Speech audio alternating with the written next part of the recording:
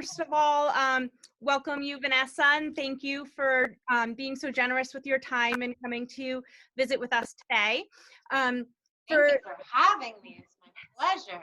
For those visitors who are with us remotely or will be watching this either live now or later, Mary Beth and I are going to be speaking to Vanessa Pollock today from Pollock Properties Group, and she's going to be sharing with us her journey, her giving back, her being so entrenched in the community, locally, and then also nationally and internationally for the company. She participates at a high level in our culture here at KW. So if anybody has any questions along the way, feel free to go ahead and come type them in the chat and we will get to them. And Vanessa, I think instead of spewing out all these things and everything you've accomplished, would you share with us your journey? Oh, goodness. Well, I was born in Wichita, Kansas. No, I don't think you want me to go back that far, but that is a true fact. Are you really from there? I really was born in Wichita, Kansas. Wow. I grew up in Texas from the time I was 4 all the way through college. And I was a professional dancer. I actually danced with Ballet Dallas all during high school in the Corps de Ballet. And I was not planning on going to college. I was actually planning on being a dancer forever. But I auditioned for all of my favorite ballet companies as an 18-year-old and was not hired by any of them. So reluctantly decided to go to college. So I went to the University of Texas at Austin to get a BFA in dance. And it was the best thing I could have done because that's where I met the love of my life in a combined actor-dancer movement class. And it's what caused me to then move to the New York region because I married him very early. I want to be sure I locked that one down. We're coming up on 23 years married in July, actually. Congratulations. That's a conversation alone, right? Right. But we moved up here to chase what I thought was still going to be a dance career, but also his Broadway career. We moved to the East Village in the late 90s, and pretty quickly I realized that the dance trajectory was not going to go for me for my whole life long, right? And nobody had really talked to me about thinking big or thinking long term, and I'd had my entire identity wrapped up in being a dancer. And so it took me the better part of my 20s, once I was no longer dancing, to kind of figure out who in the world I was and what was my identity and what was my purpose. And in tandem, my husband was auditioning and doing incredibly well and starring on Broadway, and we were seeing that dream come true. But I got into real estate 15 years ago, and I know exactly how long ago it was because my oldest of 3 children, it was just before his first birthday when I first got licensed, and he is now a giant 16-year-old. Wow. So I can look at him and I kind of can see the growth of this real estate journey. But really it was after Hudson's birth that it became very clear to me that I wanted to do something meaningful that had to do with people and service. And I love design. I mean, you can see by my screen and my plants, I love to stage things. I love design. And my husband, who knows me better than anyone in the world, said, honey, you need to be in real estate. You love taking care of people. And you love houses and architecture and design. So I dove into real estate. And at first I was a rental agent in New York City, and it only lasted for 3 months. I got my license in New York City and then realized, oh my gosh, this is not the environment for me. I was sitting there in like a phone bank, and everybody was as fast as you could picking up the phone to see who got the lead, right? Very different than now. Yes. But then I realized everyone around me was like lying and cheating and stealing, and I just I went home and I told my husband, I said, I can't do this. I'm sorry. I know I just started this, but that is not who I am, and that is not who I will be. And he said, okay, I understand. Well, what about instead of rentals, what about a pivot to residential sales? And some of our best friends had just bought a house and their realtor was looking for an assistant. So my friend introduced me, and after a 20-minute interview, I was hired to be this woman's assistant. Now, let's talk about how not following career visioning that is. Yeah. One 20-minute conversation, she hires me, and I say yes, right? So you can see that this probably is not going to end well. But I went into a working relationship with her where she really taught me so much. I mean, I learned how to write contracts, negotiate. I mean, I was doing everything with the idea that she was going to retire soon and hand her business over to me. After about 6 months of me working for free in exchange for that mentorship and that learning, and Charlie staying home with our baby, I realized, oh, she's actually not retiring, and this probably is not going the way that I had thought it was going to go. I didn't ask enough questions, and that's on me, right? So I found a way to get out of business with her gracefully. And basically, she said, look, if you want to stay in real estate, I'll loosen the non-compete, but you're going to have to start selling houses 30 minutes south of here. So again, I'm like, oh my gosh. First I was licensed in New York. That's not happening. Now I'm licensed in New Jersey for sales. I've messed this up. And note to self, because we'd worked all this time for free and Charlie was home with our baby, there was no income.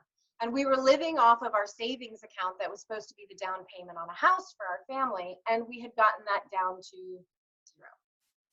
So I go home and I tell my husband, I'm like, you know what? I've messed it all up. She said I can stay in real estate, but I can only practice real estate half an hour from here.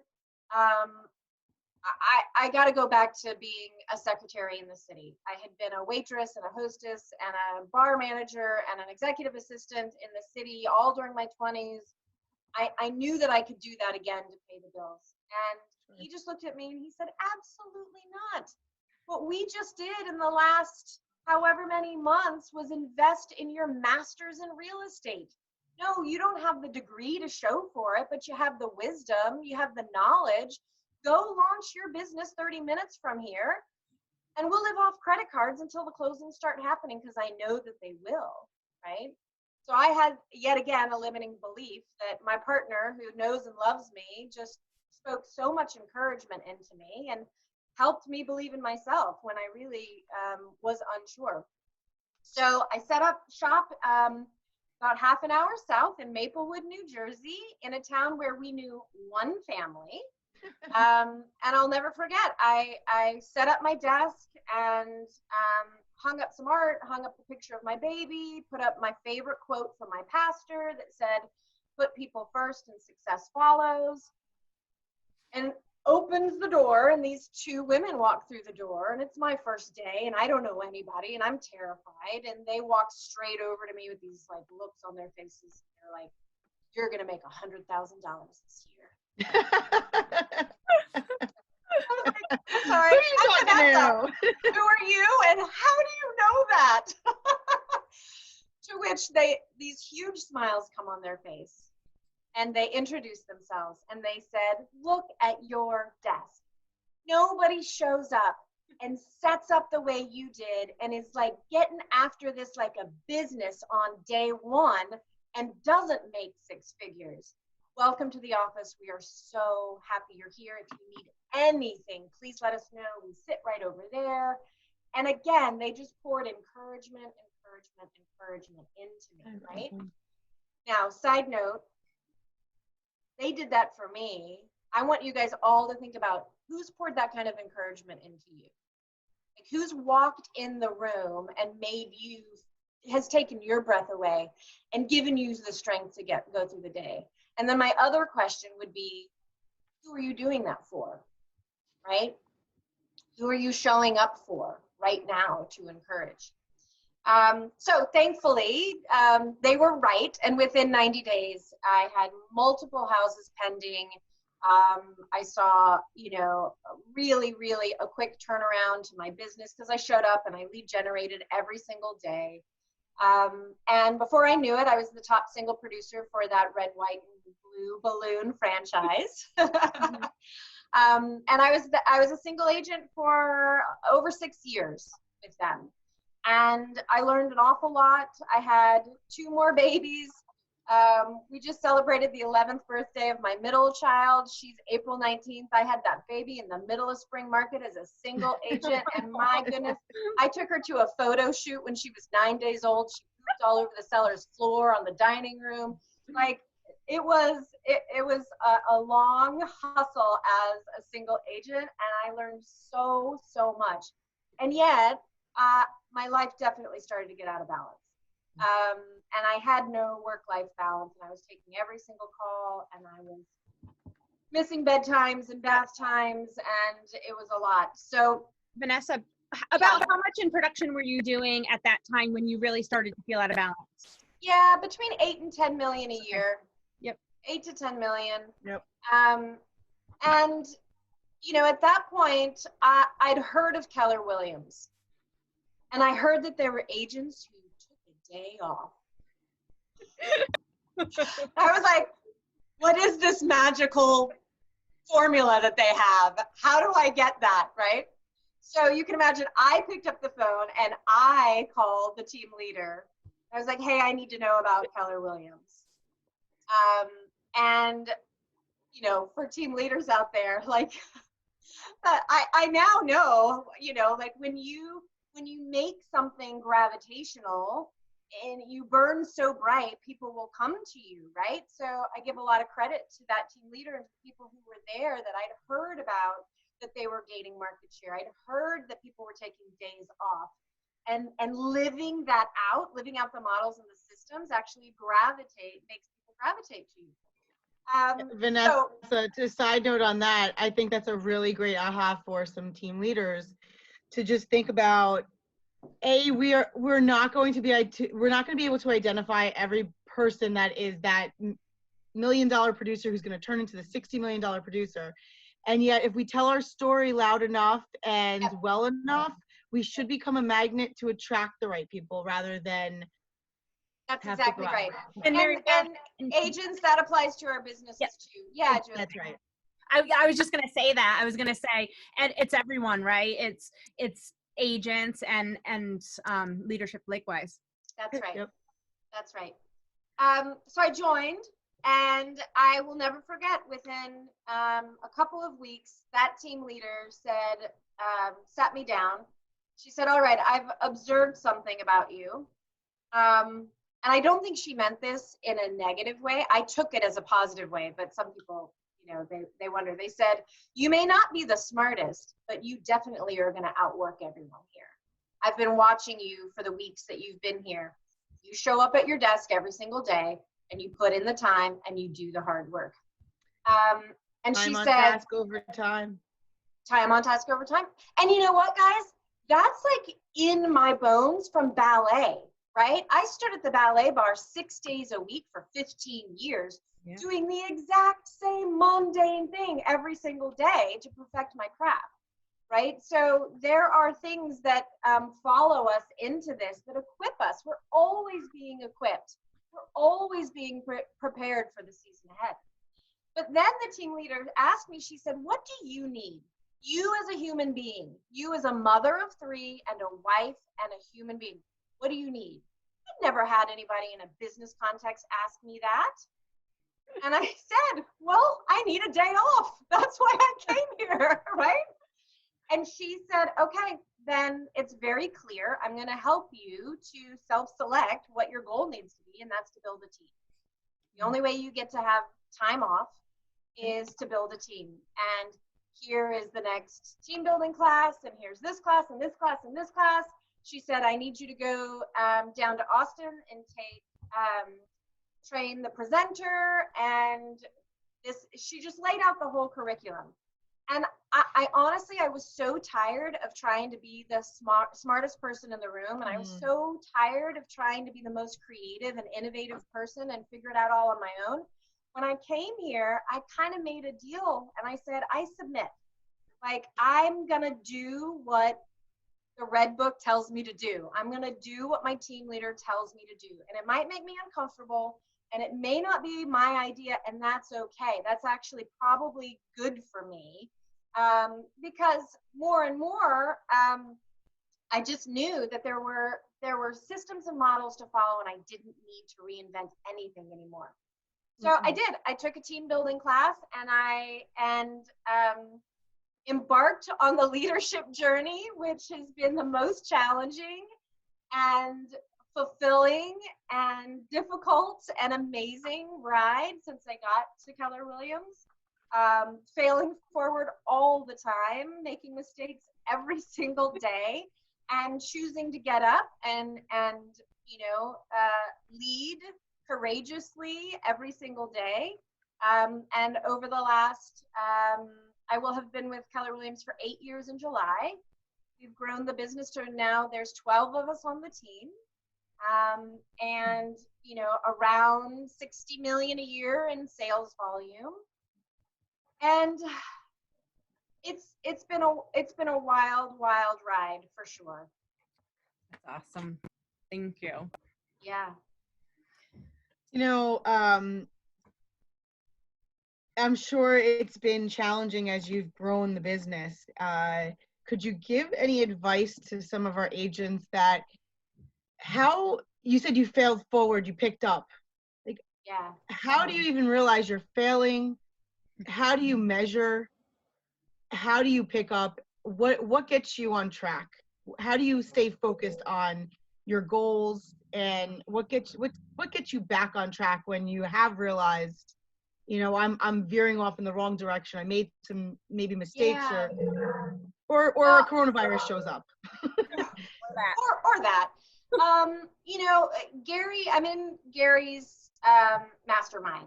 And that was a big goal. And that's May, amazing. And please share, what does that mean? You're in Gary's mastermind, because it's pretty amazing. So Gary Keller has a top agent mastermind that is his small group of top agents. And there's certain criteria in terms of sales volume that you have to hit in order to be in the group. And he gathers the group 4 times a year, and he just pours into this group of agents. And usually he'll have us read a book before we gather. And he had us read a book from the 1980s. And I'm the worst, you guys. My memory's the worst. I can't remember the title or the author. But it was about managing people, right?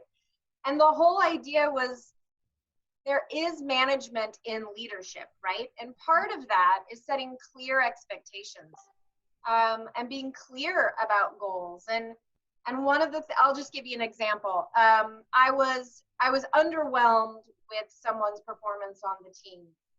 And it was breaking my heart that this person was underperforming, because I love people and I sometimes want the best for them more than they want it for themselves. And I knew that he was potentially not going to be the right fit for the team much longer. But I stopped and I read that book and I said, have I been clear about my expectations and what I need from him in order for this to be successful? And I immediately pushed pause. We had a one-on-one. I clearly laid out the expectations in terms of this is what it needs to look like to win. This is what success looks like in this role. So unfortunately, when I woke up about a month later and none of that was being hit still, I knew I had been clear and the standards and expectations had not been met, and it was time for us to get out of business with each other. But that was me realizing that maybe I could have been clearer sooner. Maybe I could have explained it on a higher level earlier in the process, and realizing, and that is one of my biggest challenges, because I'm such a high D and a high C. So like I'm super driven and I'm really detail oriented, but my drive sometimes makes me not communicate the details in the way that I should, right? So I mean, like every day I realize, oh shoot, I didn't communicate communicate that the way I should have. And, Mm. you know, my team is so gracious with me, and they put up with me, and they know this about me. And I have a lot of work to do in that regard. But really, to answer your question, I think that it's about clear standards and accountability, and to communicate those, and then to allow the standards to do the heavy lifting for you, for sure. Yeah. And you said here, which I love, I mean, asking great questions, digging deep and staying in curiosity, basically. Yeah. And then being able to gracefully exit out of business if the standards are being met. It's a real easy conversation. And so when there is a misalignment, it sounds like you're able to identify that because the standards were set. Only if the standards are set and clear, and it needs to be in writing, right? I can't go back and say, well, you didn't do X, Y, and Z if it wasn't clearly written down somewhere and there wasn't a system for them to follow.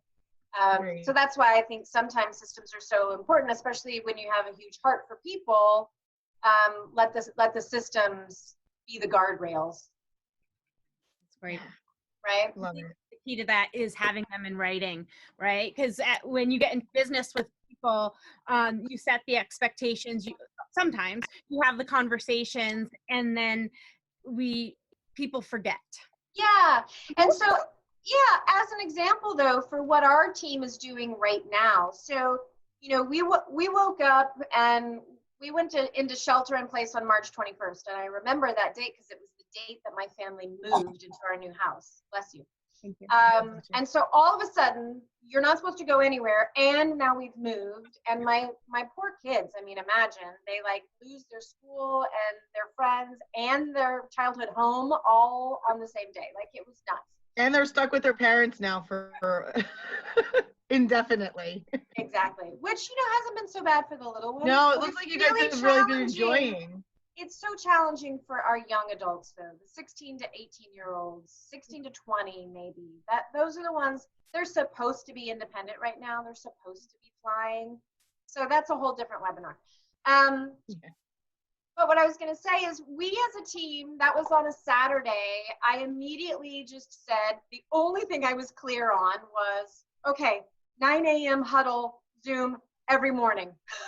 Like, we just have to be together. Our team has to be together. And everybody showed up every single day at 9 a.m. on the Zoom to talk through, like, how's everybody doing? Like, what does everybody need today? And what are you hearing today? And every day felt like a week, and every week felt like a year for that first month, right? And literally the only thing we were doing was taking every day by day that first month, pivoting the business, putting everything virtual, taking all of our brochures to digital brochures, redoing all of our marketing plans, like on the fly as things happened, right? But then a month went by, and I realized, you know, it takes 66 days to form a habit. And we're going to form good habits and bad habits during this season. And we're halfway through that 66-day challenge right now.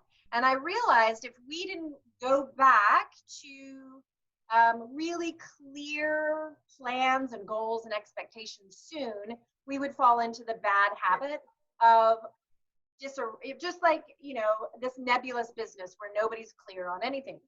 Mm-hmm. So we just as a team this last week have started working on our new 90-day vision for May, June, and July. And it's a collaborative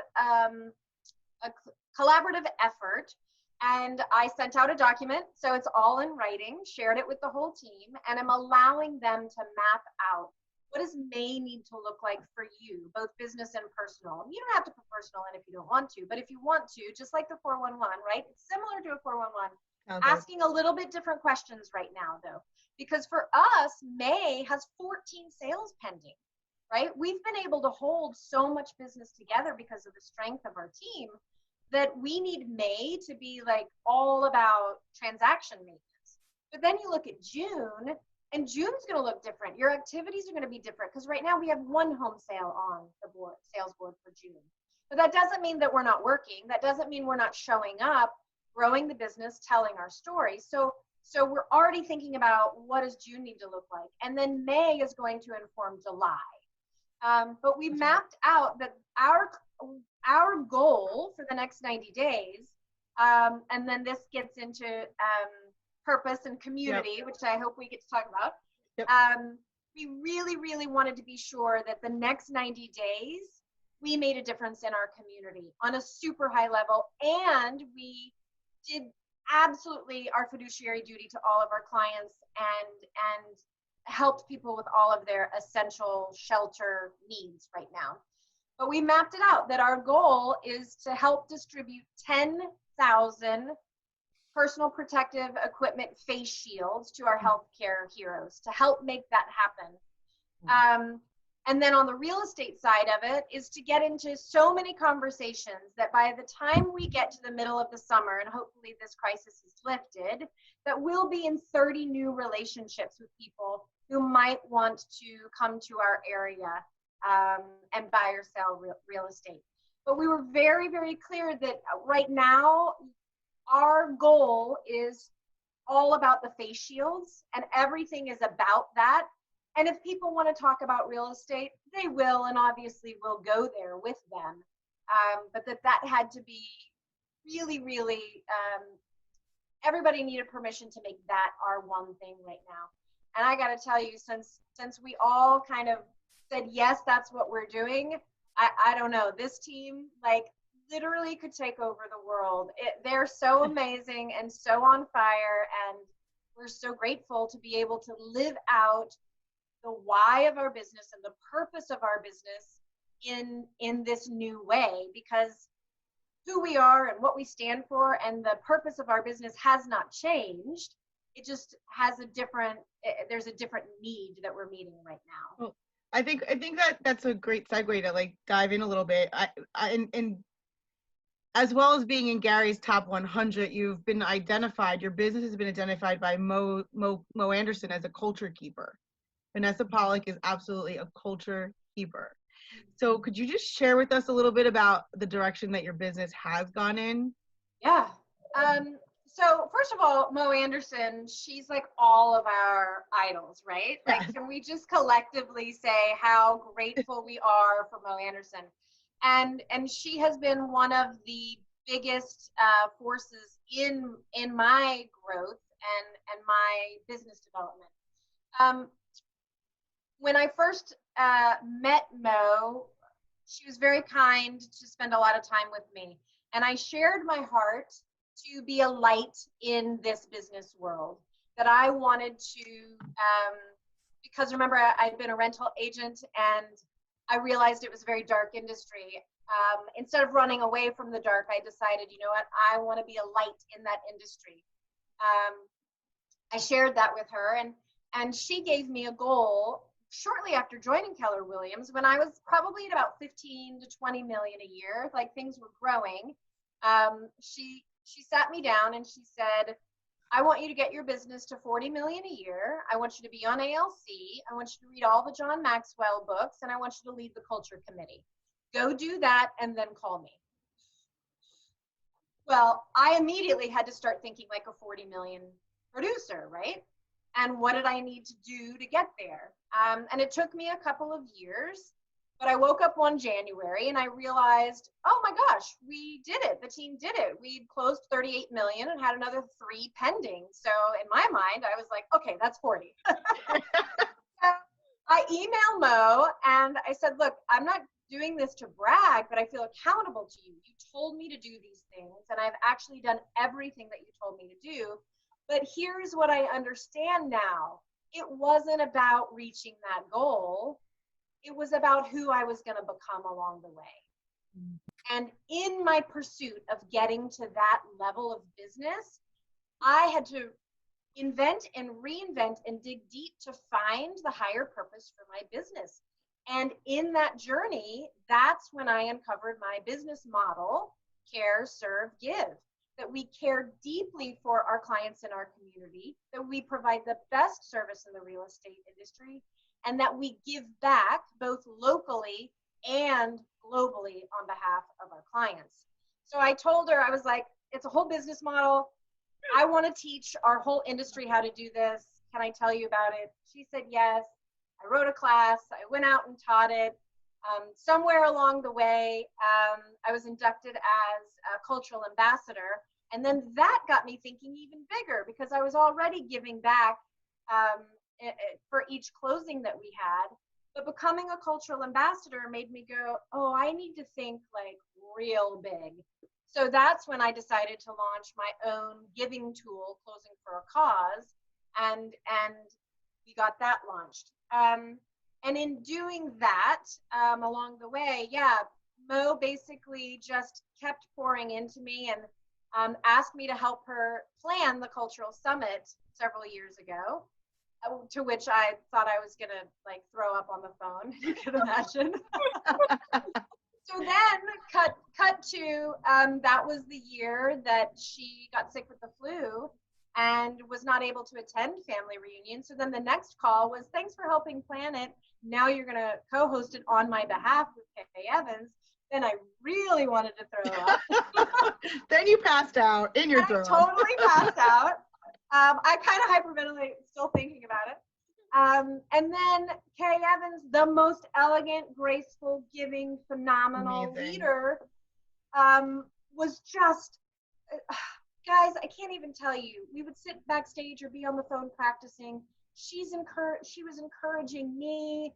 She's just amazing. So I co-host that, and then next thing I know, I get on the phone and she says to Mo, well, Vanessa did great. I'm retiring. Let her do it from here on out. Mo was like, okay.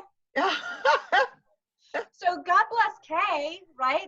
So it's just that's been a remarkable journey to be able to learn from these women, learn from these leaders in this way.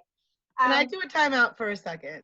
Yeah. In that, do you understand that commitment started with, honey, get to 40 million, get yourself on ALC, lead the culture committee, and read some books, which is something that we all probably have been told by somebody that cares about us, a team leader has shared with us, and how many of us have actually taken action and got it done, and then felt accountable to that person who encouraged you to get there, and look at the world that has opened because of your commitment to just I will tell you that I am the most unoriginal person now. I literally, I need a leader. I'm a leader who needs good leadership, right?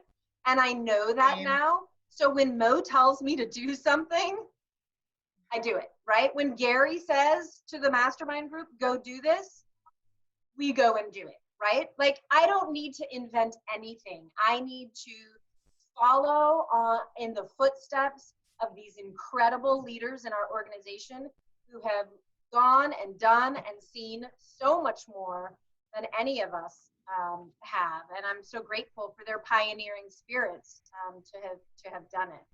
So then would your advice to the agents who are really trying to get their business started or to the next level is just follow the models? Follow the models. Here's what I'll say. I have two Bibles. I've got the MREA, and I've got, for me, the Bible, God's Bible. And now I realize if I just do what those books tell me to do, my path will be straight and successful, right? I don't need to veer off of either one of them. So yes, follow the model. Now, I'm not saying you're not going to customize it. That's one of the beautiful things about the company is we get to internalize and then go customize. And that's what I've done with Care, Serve, Give. That's what I've done with our culture. And I don't know if I can screen share. You can screen share, yes, please. And I hope I have the right one on. I do. So here's what I want you guys to see right now is my internalization of our culture is that you have to figure out what your purpose is. Then you have to add it to action. That is going to bring you profit, which is going to yield giving. Does that make sense? Purpose plus action equals profit, which yields giving. Now, Mo had me teach her breakout session this February at Family Reunion on culture in action. And we talked a lot about this culture formula during that breakout session.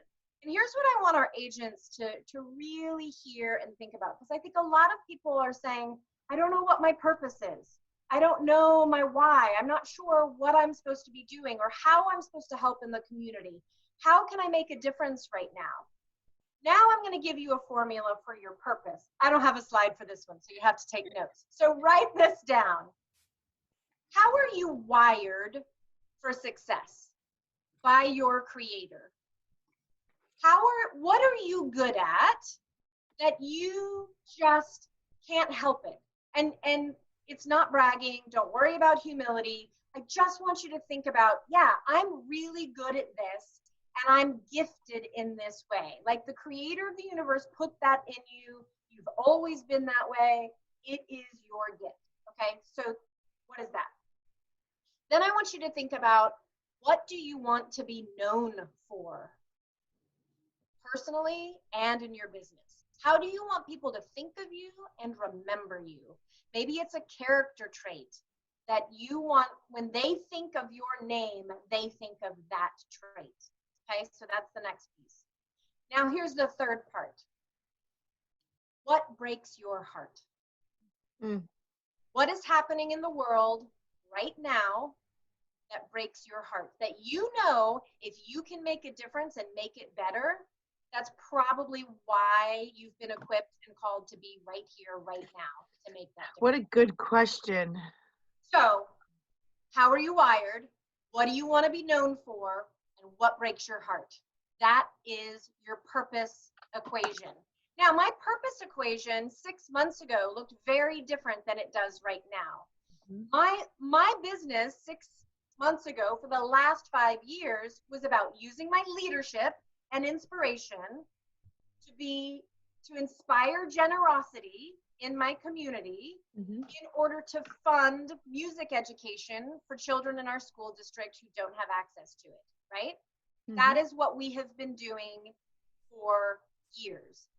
And then the other piece of it is using leadership and inspiration to inspire generosity through closing for a cause and through making sure that our giving practices are what we're known for and where all of our marketing dollars go.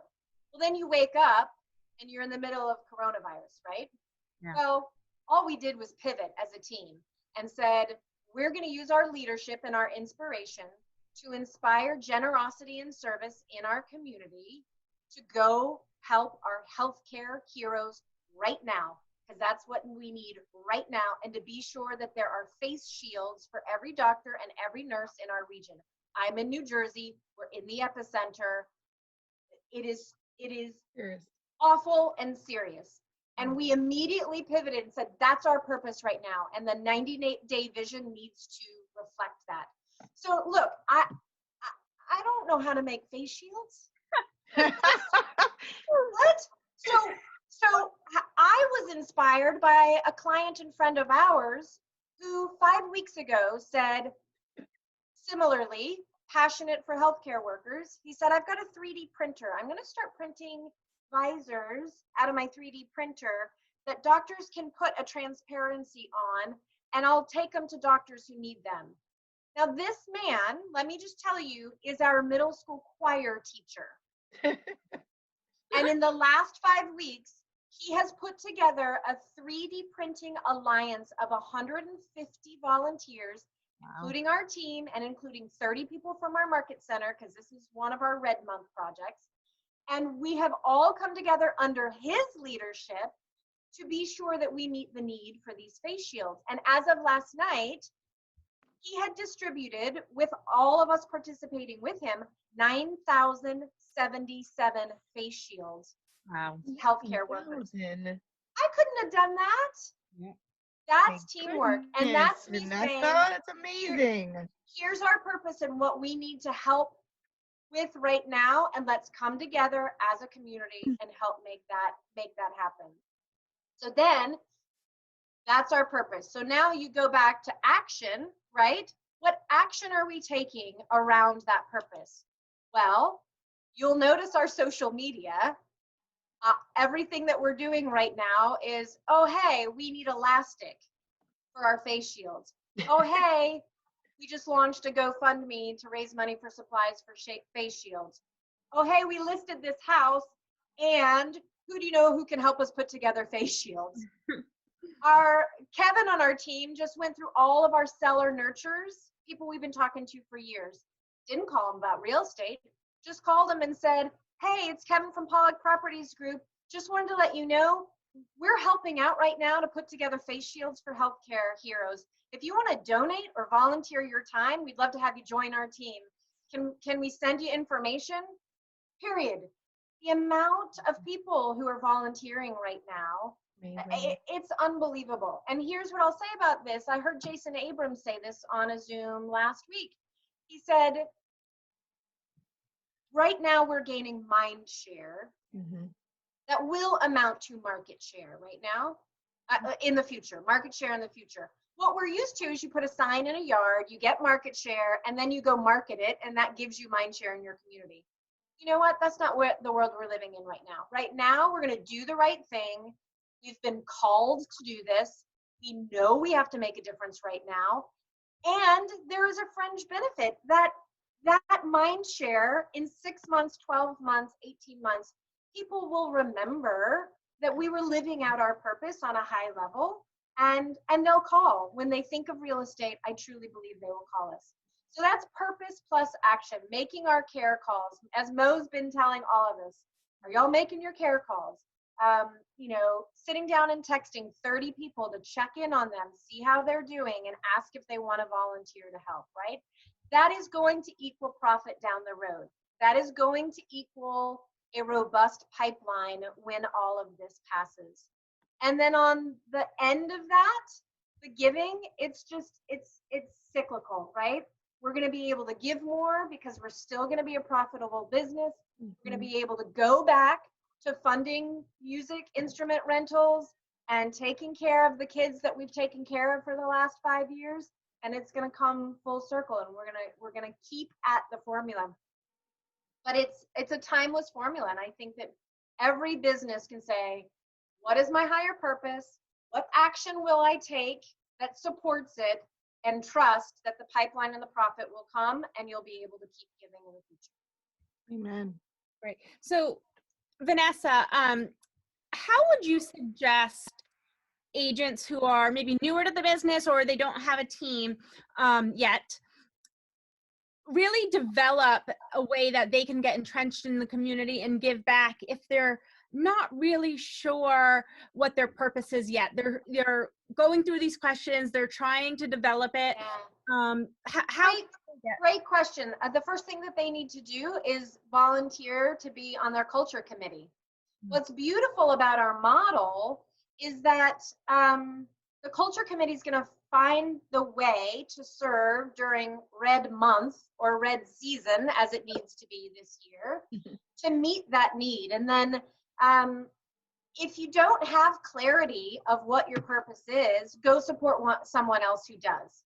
I knew I wanted to support the healthcare heroes, right? Like, I knew that was a thing, but that wasn't something for me to lead. So I needed to go follow the young man who is leading that front. So I think for our newer agents, it's be sure you're on the culture committee, figure out what red month needs to look like, and then you're calling your people and you're saying, do you want to donate time or resources to what we're doing as an office? And you don't have to know, you just need to step into that model and let it kind of manifest within the team. And Vanessa, that's such a great touch, because a couple of weeks ago, hopefully everyone reached out to their sphere and asked how they were, how their family is. And now we can follow up with hey, this is what we're doing. Would you like to help? So many people want to help all the time, yet they don't have an outlet. So giving them an outlet makes them feel great. In the 24-hour period that our team said, okay, we need to reach out to people and see who can help, and we really decided to be more intentional about it. Jake, the leader of this, he texted me. He was like, 50 people signed up in the last day to help. I mean, it's just, they want to help. They need leaders to follow. And I think that's the thing I want newer agents to understand. You're a leader. You have clients to lead. You have family to lead. You have your community to lead. Even if you don't have a team and you're not in charge of the office, you are a leader. And people are looking to us to lead them. And if you know that people want to help, we're connectors. Let's just connect them to who the helpers are. And yeah, because people want to do it. So I have two questions. One is how, explain a little bit about closing for a cause. Yes. How does one get involved with that, and what does that mean to some of our listeners? So closingforacause.org is a website that I launched a few years ago that is free to everybody to use, and I don't make a penny off of it. I just launched it as a gift to the industry, so I want to be sure everybody knows I'm not selling anything from the stage or looking to make a buck on any of it. It's truly an expression of my purpose to hopefully lead the industry in this way. And basically what our agents can do is you can link directly from your website to closingforacause.org and make it a part of your brand. Let your clients know that whatever charity they're passionate about, you're going to make a donation to it upon the successful sale of their home. And the thing is, generosity is contagious, right? When they see that you're giving in the community, it makes them want to give. But like you just said, sometimes they don't know how.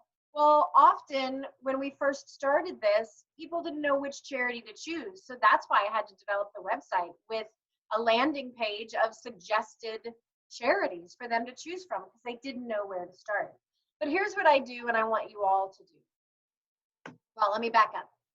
I found research that said that children who have generous role models who talk about generosity in front of them, those children grow up to be more generous and to give back in their community. So I felt like if part of my purpose is to inspire and lead people to generosity, I want to inspire and lead the next generation to generosity. Well, how do I get to the kids? I get to the kids through the parents.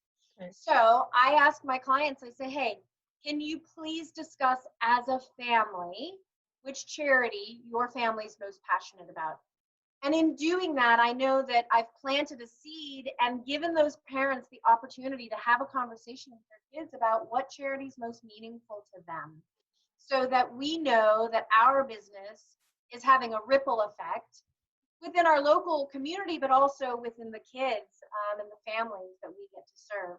So that's what I want you to do. I want you to make it a part of your brand, link directly to it, have a templated email once all contingencies are met. That's a separate email that goes out to that client, says congratulations, we're in the home stretch. As you know, our sales goals are important to us, but even more so is our giving goal. And part of that is tied up in what you're passionate about. Please visit closingforacause.org and select the charity of your choice. Have a discussion as a family. Participate on a high level with your kids, and then let us know which charity you've selected so that we can give back to that charity after your closing. That's awesome. And it's been really, profound. And you can give as little as $1 if it's a charity that they pick that you don't support, or you could give $15,000 if it's like a 4-house domino of a ton of closings, right? And I will say I've done both and everything in between. And it's amazing when people see that you care about what they care about. It's important for us to have our own charitable activities that fill our purpose. It's also important to honor what our clients feel called to make a difference with. And so by doing both, I think it's really inspirational on a lot of levels. So fulfilling. You are such a special soul. Oh. You really are. You really are. We have a great friendship, and I appreciate it. This question is a little off. I don't think we talked about it, but in listening to you talk, you sound like you are on fire, that this is really lighting you up this season, because you are allowed to help more in this season. And my question to you is, what's next? That's the golden question for all of us right now, right? Yeah. Here's what I know. We have a company whose core values are God, family, business, right? Yes. And any of our viewers, don't get nervous that I'm going to talk about God. It's okay. Here's what's beautiful about our company is our company wants us to prioritize our faith first. And our company actually honors every single faith represented in our company and believes in the inherent equality of every single one of its associates. What our company's asking us to do is to dig deep into our faith and put our faith first, right? And when we put our faith first, that's when we truly understand who we are, how we're wired up to be successful, how we're being called to make a difference in our community. And what's next is more of that. That is past, present, and future. Us putting our faith first and living out who God's made us to be and called us to be, and honoring the diversity within our company and in our communities, and just loving people, that is past, present, and future. That never has gone away and that never will go away. And I think for me, I'm fired up because I know that the creator of the universe is at work right now. And I can see the good happening in the world through a horrific circumstance. And I'm not tone deaf. I am going to cry. I have dear friends who are losing people right now. And we are in the epicenter of this. Yep. So it's not, I'm not making light of it, but I am saying that I'm grateful that there are silver linings and that there are beautiful opportunities for people to pivot right now towards goodness and kindness, generosity and love, that I don't know if we were on that path as much as we are now. So that's what's next. More love, more kindness, more goodness, more faith first, and being there for each other through what is an unthinkable time. But I know that God is working through each one of us, and He you, is. and He is. I can feel it. and that I want us to have more of that. Right. With your sister. Yeah. Well, that was made me tear up. I was like, oh gosh. So I think just one last question as we close out, and how do you, we know there's no balance. How do you so in the search for healthy counterbalance, how do you counterbalance everything that's going on in your world? You know, sometimes Charlie's away for months on end filming. You've got a very successful real estate business. You've got 3 beautiful children. So how are you counterbalancing all of that? Well, I will say that when I leaned into building a team, I knew I had to let go, right? And I knew that the only way that team building would be successful is if I started to dismantle my own pursuit of perfection. Perfectionism is rigid and it's unattainable, and it gives you, it holds you back because you often don't take action in the way you should because you feel like it won't be good enough or it won't be perfect. And so what I've realized is that I've had to let go a lot and surround myself by people who are with me pursuing excellence. And when they pursue excellence and we pursue excellence together, sometimes things are going to look differently than I would have done it, usually better, by the way. And yet that's an exercise in letting go and letting other people link arms with me to grow the business and to get things done in order to be able to take the weekends off, right? I went for a 3-year stretch where I did not work a single weekend. Now I have had, and that's since I've been at Keller Williams and while we were growing to 60 million. In the last year and a half, I have chosen to step back in for a couple of listing appointments every weekend as necessary. It's usually a total of 4 hours of work on the weekends a month. 4 hours a month. But that's so much is me saying, this isn't about me. This is about growing the team so that we can all have more balance, right? And then hopefully having the team embrace that too. Like, we've got incredible showing partners on our team, because I see the agents as my showing partners and the extension of the care, serve, and give in me. And I want the agents to have that leverage and that extension as well. So now we've got showing partners for our agents to help them have balance as well. So you can't do it all, even though you want to. And you need to be really good at attracting people who are your culture keepers. And I was just telling the team on a Zoom meeting, I said, we were made for this. And the reason why this team is what it is because we are all keepers of this culture together. And we all gravitated towards each other because we share so much of the same core values. We come from a lot of different faith backgrounds, but at the heart of it, every single person on our team is so servant-hearted and is so in the pursuit of excellence.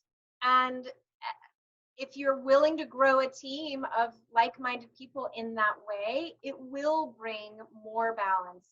I struggle with it like anybody does, though. And what I'm realizing during this season is when I leave this like Zoom world, I need to put my phone down on the desk and walk out of the room and go be with my children for half an hour and not take the phone with me. Because I know if I take it with me, I'll get sucked in and I'll respond to everything immediately. That's we all will. All three of us will. And so we all have to take that lesson. Yeah, I'm allowed to leave my phone for 30 minutes. Everyone is allowed to leave their phone for 30 minutes in the middle of the day, or even 30 minutes mid-morning, an hour for lunch, 30 minutes later in the afternoon, right? We can do that. And especially right now, right? So I'm still working on that. I have not mastered that, but I know that when I do that, the time that I spend with my kids is better. When I go see them at lunch, it's better. I will say that the people I'm praying for right now are the 2 working parents who are homeschooling. I don't know how they're doing it. For me, my husband, Broadway actor, his new show was supposed to start on March 17th and it got canceled. So he's home, unemployed, and he's homeschooling our kids, right? Amazing. So I have the blessing of him being home to help out. So I'm here with you guys, and we're able to focus on the real estate that we have and the face shield distribution because he's pouring into our kids. But for the people who have 2 working parents, my gosh, that's a different webinar, and I would love to hear their tips and tricks. That is a real challenge. And I don't know that people are talking about that enough, the challenge for that. And the single parents too, you know, like my parents divorced when I was really young. And I can't imagine if my mom had to do both her job and me, what that would have looked like. So I have a real heart for the parents who are, it's really hard. And I think in that moment, that's where we as leaders need to allow just for a lot of grace for the season that we're in, for everyone involved, and a lot of grace for the kids, and a lot of grace for how much screen time they're having, and just, you know, be really, I don't know, just kind to ourselves and to each other. Be kind. Yeah. Right. Mary Beth, is there anything else that you wanted to add, or Vanessa, before we close out today? Not for me. I could sit and listen to Vanessa tell her story and inspire me all afternoon. I'm sure we all have to have other obligations, but I really would love to even maybe call her back in about a month to check in and see how those face masks are doing, you know? and maybe get some of your team on to see how it impacted their lives to be part of something so Oh big. my gosh, let's do that. I would love that so much. Yeah, that would be Because wonderful. here's what I'll say, when we decided to pivot like this, I said, guys, I'm a disaster administratively. So who wants to bring their admin talent to this project? And our closing manager, who's awesome at admin, is very busy holding all of our transactions together. We had 2 of our agents step up and they're like, we will run with this. And so much of why, I think 5,000 have been distributed in the last week has been because of them just diving in with their whole hearts and their whole talents, and everyone on the team being like, I'll cut elastic and I'll drive stuff here and I'll do this. And it's really, and literally, Kristen on our team today, she just messaged when we were talking about where we were all sourcing elastic. She was like, literally, this team could take over the world. So I would love to have them on here. You're absolutely exemplifying John Maxwell's 5 levels of leadership, when you can develop others and now they can take on the dreams that you've had at a very high level. So they're amazing. Thank you so much for inspiring us. Yeah, thank you, ladies, for doing this and for bringing it to our region and bringing it to our associates. It's really amazing that you guys are pouring into everyone on such a high level with so many amazing people. I was like, really? You want to talk to me? So thank you for having me on the list. Absolutely. Julie, you want to close us out? Yeah, so thank you so much, Vanessa, and I'd love to. I think that's a great idea. Mary Beth will have her and the Pollock Properties group back and chat a little bit with all of them. And thank you to everybody who listened in with us today. And Tuesday we've got, we'll see you same 2 o'clock back here on Zoom. And we've got Holly Pressner and Katie Benson, who are leadership from the Experience Real Estate Group that Chris Suarez owns. So we'll see you back here Tuesday at 2 p.m. Thank you, Vanessa. Bye, ladies. Thank you, ladies. Love you. Be safe.